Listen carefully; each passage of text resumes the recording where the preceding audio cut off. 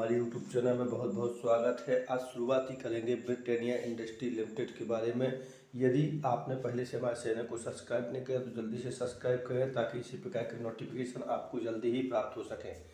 आपने देखा होगा कि ब्रिटानिया काफ़ी तेज गति के साथ आपको एक ही दिन में बढ़ता हुआ नज़र आया होगा, लेकिन यदि बात करते हैं इससे पहले तो ऐसा कुछ नज़र नहीं आ रहा था। लगभग यह कंसोलिडेशन फेस करता हुआ आपको लगातार दिखाई दे रहा होगा, लेकिन यदि हम अब देखें तो इसमें तेज़ी बहुत ही तेज गति के साथ दिखाई दे रही होगी। यहाँ पर तेज गति से आने की तेज़ी का एक मुख्य कारण इसका केवल रिजल्ट बताया गया है। इस रिजल्ट के कारण इसको लगभग इसका जो टारगेट है 4250 रुपये का, वो आपको हिट होता हुआ नज़र आ रहा होगा। लेकिन यदि बात करते हैं कि पीएटी की बात करते हैं तो लगभग 53% बढ़ता हुआ आपको नज़र आया है रिजल्ट के रूप में, जो कि कंपनी पोस्ट करती है वो निश्चित तौर पे एक अच्छा ही रिजल्ट पोस्ट करती हुई नज़र आई है।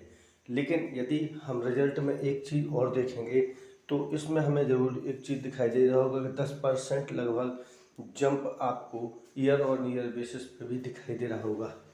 लेकिन यदि हम नीचे की ओर कंसोलिडेटेड फिश को यदि देखते हैं इस शेयर के, तो निश्चित तौर पे हम ये अनुमान जरूर लगा सकते हैं कि यह शेयर कहाँ तक जा सकता है।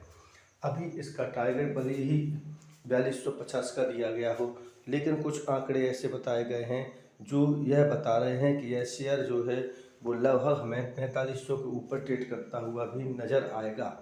यहाँ जो साफ तौर पे बताया गया है कि जो इनकम है वो 57% बढ़ती हुई नज़र आई है। वहाँ पीएटी बात करें तो 53% बढ़ता हुआ नज़र आया है। लेकिन यदि दूसरी रिपोर्ट में हम देखें तो लगभग 28% का नेट प्रॉफिट पहले ही अनुमान लगाया गया था, जिसके ऊपर यह जाता हुआ आपको नज़र आया है।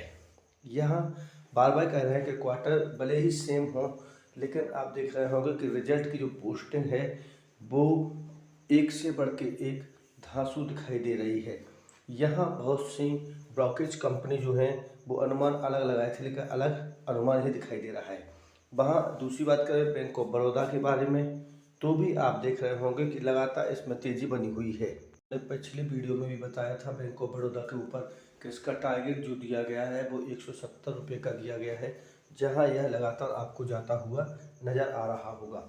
यहाँ भी एक देखने की और समझने की बात है कि यह शेयर इतनी तेज़ी के जरिए क्यों भागता हुआ नज़र आया है।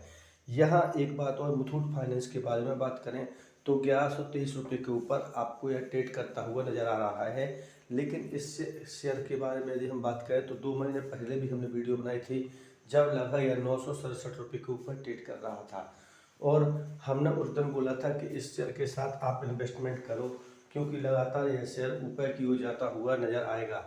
और इसका जो टारगेट दिया गया था वो 1100 रुपये का दिया गया था, जो यह हिट करता हुआ भी आपको नज़र आया है। लेकिन यदि बात करते हम आज भी, तो इतना ज़्यादा पिटा होने के कारण आज भी हम चाहें तो इसके ओर आकर्षित हो सकते हो, इसमें जा सकते हैं, क्योंकि इसमें कोई भी डाउट नहीं है कि गोल्ड सेक्टर की बहुत ही अच्छी कंपनी है और इस कंपनी के साथ हमें इन्वेस्टमेंट करना चाहिए।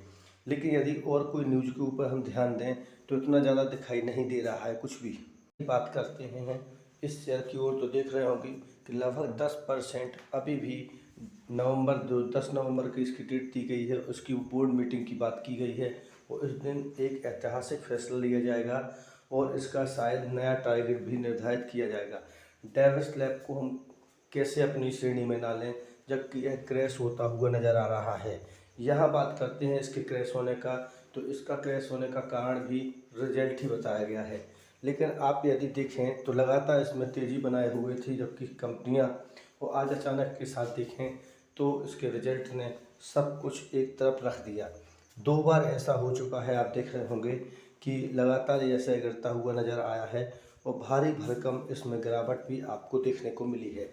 तो इस कंपनी के साथ, जो कि लार्ज कैप कंपनी है, हम जा सकते हो, ऐसा नहीं है कि यह कंपनी कुछ अच्छा बना के नहीं देगी। यहाँ जो प्रॉफिट है वो लगभग 19% ईयर ऑन ईयर बेसिस पे आप देख रहे होंगे घटता हुआ नज़र आ रहा है, जबकि क्वार्टर एंड क्वार्टर पे कोई विशेष प्रभाव नहीं पड़ा है, जिसके आधार पर भी यह शेयर लगातार गिरता हुआ आपको नज़र आया है। यहाँ एक बात आपको जो नोटिस करनी चाहिए वो ये कि केवल 494 करोड़ रुपए का जो प्रॉफिट है वो केवल ईयर ऑन ईयर बेसिस पे फॉल होता हुआ नज़र आ रहा है, नीचे की ओर जो इतना भारी भरकम प्रॉफिट का लॉस नहीं हुआ है, लेकिन इतनी बड़ी कंपनी के साथ एक्सपेक्टेशन कुछ ऊपर ही किया जाता है। इसके कारण आप देख रहे होंगे कि 2007 करोड़ के कंसोलिडेशन मोड के ऊपर आपको यह प्रीवियस ईयर दिखाई दिया होगा। यहाँ जो है वो कम होता हुआ नज़र आ रहा है। पीएटी की बात करें तो भी वो गिरता हुआ नज़र आ रहा है, और ईपीएस की बात करें तो भी आप देख रहे होंगे कि 22 से 18% रह गया है, जिसके कारण भी यह शेयर लगातार हम देखें तो सभी जगह न्यूज़ में छाया हुआ है और नीचे की ओर जाता हुआ नज़र आ रहा है।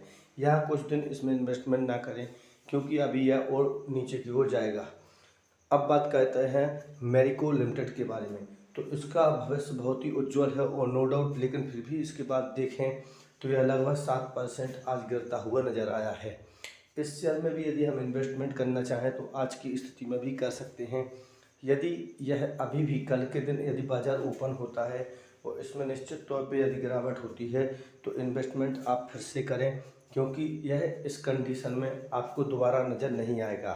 इसकी गिरावट के पीछे का हम राज भी जान लेते हैं, तो निश्चित तौर पे एक बार ज़रूर देख लें कि पूरे वर्ष में देखें तो निश्चित तौर पे केवल छोटा सा इसको लॉस होता हुआ नज़र आया है, लेकिन आज गिरावट क्यों? तो चलो आज चलते हैं, हम इसके रिजल्ट के ऊपर थोड़ा सा डिस्कस करते हैं। तो रिजल्ट में भी आप देखेंगे लगभग 7% यह स्लिप होता हुआ नज़र आया है रेवेन्यू के रूप में, लेकिन अगर प्रॉफिट के बारे में बात करें तो ईयर ऑन ईयर बेसिस पे 3% यह कम होते हुए लगभग 307 करोड़ की इसमें घाटा प्रदर्शित करता हुआ नज़र आ रहा है। यहाँ इस बड़ी कंपनी के साथ जहाँ एक्सपेक्टेशन बहुत ही ज़्यादा लगाए जा रहे थे, आज यह रिजल्ट कुछ अच्छा नहीं दिखाई दे रहा है, जिसके कारण यहाँ पे गिरावट दर्ज होती हुई नज़र आई है। लेकिन इसके पीछे एक कंपनी के द्वारा रीज़न भी दिया गया है, रिपोर्ट पर भी हम ध्यान दें तो उसका कारण भी बताया गया है, और इसमें बताया गया है कि यूएस मार्केट में जो आपको देखने को मिला है ब्याज दरों में वृद्धि इस कंपनी पर ज़्यादा हावी होती हुई नज़र आ रही है, और दूसरा इसका कारण वैश्विक मंदी बताई गई है। इस कंपनी के ये दो रीज़न हैं जिसके कारण इसका रिजल्ट है वो नेगेटिव पोजीशन में जाता हुआ आपको नज़र आ रहा है। हमें इन कंपनियों में इन्वेस्टमेंट करना चाहिए। तो निश्चित तौर पे आज बात करें तो डेविस लैब और मैरिको लिमिटेड लगभग आपको इसी पोजीशन में दिखाई दे रही है, जबकि इन कंपनियों के साथ आप जा सकते हो, और निश्चित तौर पे हमें अपने पोर्टफोलियो में इन दोनों कंपनियों को रखना चाहिए, जो हमारे पोर्टफोलियो को ग्रीन सिग्नल की ओर ले जाती हुई नज़र आएंगी।